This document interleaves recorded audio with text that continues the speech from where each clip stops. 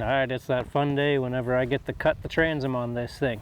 In my particular case here, I don't have to replace the core. I want to. The wood is actually perfectly fine. I just don't want wood because I don't want to ever have to touch this boat again after this project.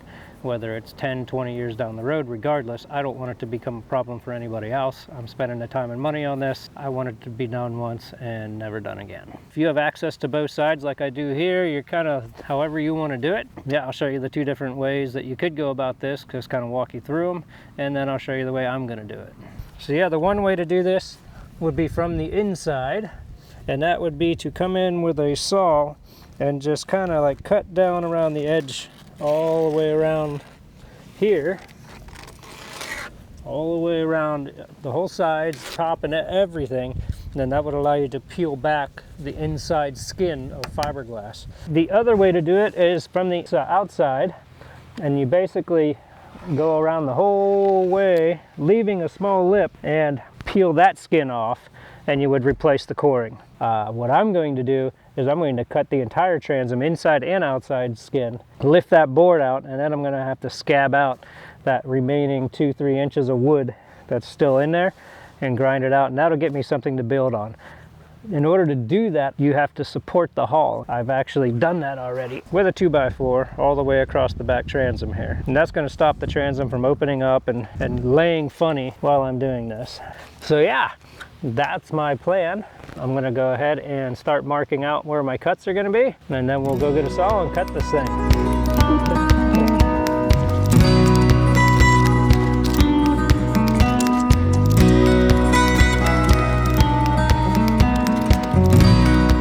All right, so I don't know if you can see that, I highly doubt it, but I went ahead and I drew my basic cuts. This doesn't have to be anything perfect, of course. We're gonna be glassing and grinding all this anyway, but I'm gonna leave roughly a 3-inch border the whole way around the outside of the transom. That'll give me something to build off of. So next step, get a saw, some protection on my arms and my face and stuff, because there's gonna be a lot of nasty dust doing this, and then start cutting. Can you still understand me? I think you can because the microphone's up here.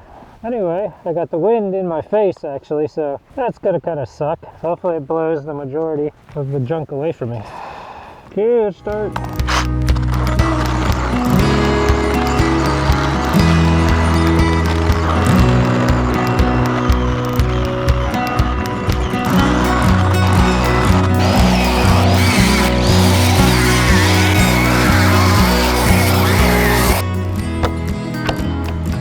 Pretty much out. Nothing more with this guy.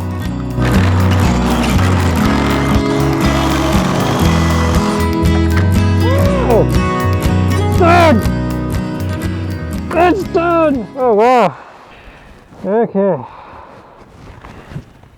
Well, that's the worst part of the cutting. Done. You see that whole thing just dropped out. It's so much easier than trying to scab this thing the whole way.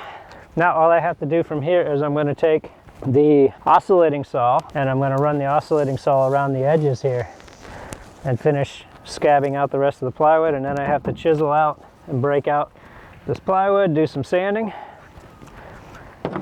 and then it's time to start putting her back together. I guess I got to get the oscillating saw out. Cool.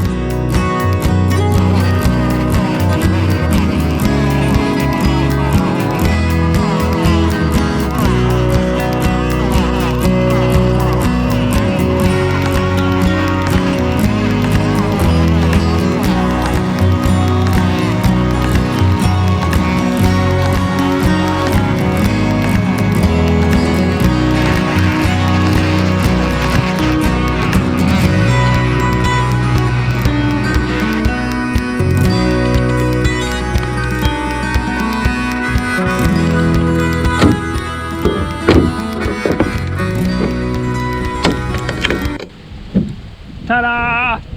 There you can actually see a little bit of where water seepage had gotten all the way down to there even. I mean, that's black, it shouldn't be. Crazy!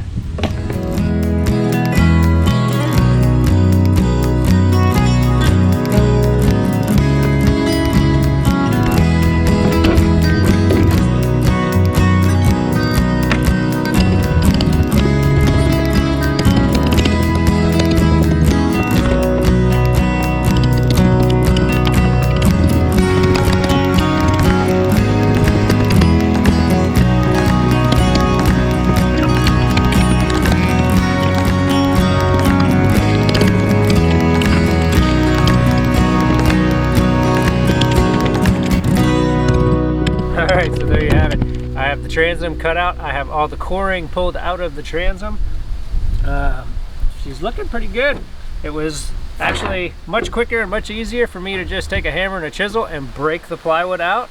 That's what I did on this side. It took me all of 5 minutes. I spent almost an hour trying to use the saw and cut the plywood out. Don't do that. I'm actually incredibly impressed in the way that the plywood actually held up.